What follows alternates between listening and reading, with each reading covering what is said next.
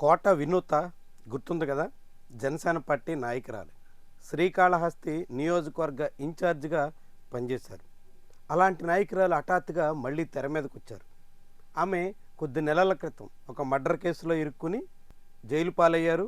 Bail మీద వచ్చారు. ఆమె జైలుకి వెళ్ళడంతో పార్టీ ఆమె మీద సస్పెన్షన్ వేటేసింది. అలాంటి వినూత ఇప్పుడు శ్రీకాళహస్తి దేవస్థానం ట్రస్ట్ బోర్డు చైర్మన్ విషయంలో పార్టీ అధిష్టానంతో తీవ్రంగా విభేదిస్తుంది. పార్టీ అధిష్టానం తీరుని తప్పుబడుతుంది.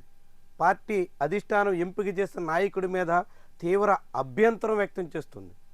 కొట్టే సాయి ప్రసాద్ పేరుని జనసేన పార్టీ అధిష్టానం ఖరారు చేసింది. రాష్ట్ర ప్రభుత్వం అధికారికంగా ధృవీకరించింది. శ్రీకాళహస్తి దేవస్థానం బోర్డు చైర్మన్ పదవికి అధికారిక ప్రకటన వచ్చింది. దీని మీద ఇప్పుడు కోట వినూత లేఖాస్త్రాన్ని సంధించారు. తన పార్టీ అధినేతకు లేఖ రాస్తూ కొట్టే సాయి ప్రసాద్ మీద తీవ్రమైనటువంటి అభియోగాలు మోపారు. ఆయనకు మహిళలంటే ఎటువంటి గౌరవం ఉండదు అంటూ చెప్పుకొచ్చారు. ఆయన దేవస్థానం ట్రస్ట్ బోర్డు చైర్మన్ పదవికి ఎటువంటి అర్హతలు లేనటువంటి వ్యక్తి అన్నట్టుగా చెప్పుకొచ్చారు. దాంతోపాటుగా ఆయన తన మీద అంటే కోట వినూత మీద కేసు పెట్టడంలోనూ ఏకంగా ఆమెను భౌతికంగా లేకుండా చేసే ప్రయత్నం చేయడంలోనూ కీలకమైన పాత్రధారి అన్నట్టు కూడా అభియోగం మోపారు. దీనికి సంబంధించినటువంటి ఆధారాలన్నీ ఇప్పటికే పార్టీ అందరికీ నమస్కారం. పవన్ కళ్యాణ్ గారి జన్మదిన సందర్భంగా రాష్ట్ర వ్యాప్తంగా అన్ని జిల్లాలలో కోవిడ్ కేంద్రాలలో దాదాపు 425 ఆక్సిజన్ సిలిండర్లని జనసేన నాయకులు, జన సైనికులు, ఎన్ఆర్ఐ జనసైనికులు వీటన్నిటితో పాటుగా మీడియా ముందుకు కూడా రాబోతున్నట్టు ఆమె వెల్లడించారు. కొట్టే సాయి ప్రసాద్కి పదవి ఇవ్వడాన్ని తీవ్రంగా తప్పుపడుతున్నారు.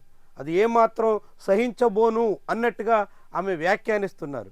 అదే పదవి ఇవ్వాలనుకుంటే శ్రీకాళహస్తి నియోజకవర్గంలో పార్టీ కోసం కష్టపడినటువంటి జన సైనికులు, వీర మహిళలు అనేక మంది ఉన్నారని, వాళ్ళలో ఎవరికిచ్చిన అభ్యంతరం ఉండదని ఆమె చెప్పుకొస్తున్నారు. అయితే ఇప్పుడు కోట వినూత లేఖని జనసేన పార్టీ అధిష్టానం పట్టించుకుంటుందా, అసలు ఆ లేఖని ఏమైనా పరిగణలో తీసుకుంటుందా అన్ని ప్రశ్నార్థకమే. ఆమెను ఇప్పటికే పార్టీ నుంచి సస్పెండ్ చేసినటువంటి తరుణంలో ఆమె ప్రతిపాదనలను పార్టీ ఏమాత్రమైనా ఖాతరు చేస్తుందా అంటే పూర్తిగా సందేహమే. పైగా ఇప్పుడు ఆమె పార్టీ నుంచి సస్పెండ్ అయిన తర్వాత జైలు నుంచి బెయిల్ మీద బయటకు వచ్చినటువంటి రీత్యా ఆమె అనేక రకాలుగా సమస్యలతో ఉన్నారు. ఇలాంటి తరుణంలో ఆమెను రాజకీయంగా జనసేన పార్టీ మళ్ళీ తిరిగి ఆదరించే అవకాశమే ప్రశ్నార్థకంగా ఉంది. ఈ తరుణంలో కోట వినూత ఏం చేస్తారు, ఎలాంటి రూట్ తీసుకుంటారు, దానికి జనసేన పార్టీ అధిష్టానం ఏ రీతిన స్పందిస్తుంది, తాజాగా సాయి ప్రసాద్కి ఇచ్చినటువంటి పోస్ట్ విషయంలో ఎలాంటి పునరాలోచనకైనా వస్తుందా,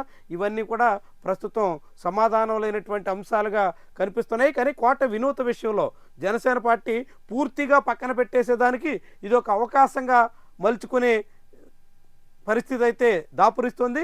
మరి ఆ రూట్ని ఎంచుకుంటుందా, ఇంకేమైనా మార్గాల్ని అన్వేషిస్తుందా అన్నది చూడాలి. కానీ కోట వినూత మాత్రం తన దూకుడు ధోరణిని తగ్గించుకోవడానికి సిద్ధంగా లేనట్టు కనిపిస్తుంది. తన కేసు వెనకాల, తన చుట్టూ జరిగినటువంటి అనేక పరిణామాల వెనకాల ఏం జరిగింది అన్నదంతా మీడియా సమావేశం పెట్టి మరీ వెల్లడించేదానికి ఆమె సన్నాహాలు చేసుకుంటున్నారు. అదంతా జరిగితే మరికొద్ది రోజుల్లోనే కోట వినూత మరొక పెద్ద బాంబు పేల్చే ప్రమాదం అయితే కనిపిస్తుంది. అది జనసేన అధిష్టానాన్ని కూడా తాకుతుందా అనే ప్రశ్న ప్రస్తుతం శ్రీకాళహస్తిలో చర్చనీయాంశంగా మారుతుంది. అది ఎంత మేరకు ప్రభావితం చేస్తుంది, ఇప్పుడు కోట వినూత విషయంలో జనసేన పార్టీ ఏ టర్న్ తీసుకుంటుంది, ఇవన్నీ కూడా కీలకమైనటువంటి అంశాలుగా చెప్పాల్సి ఉంటుంది.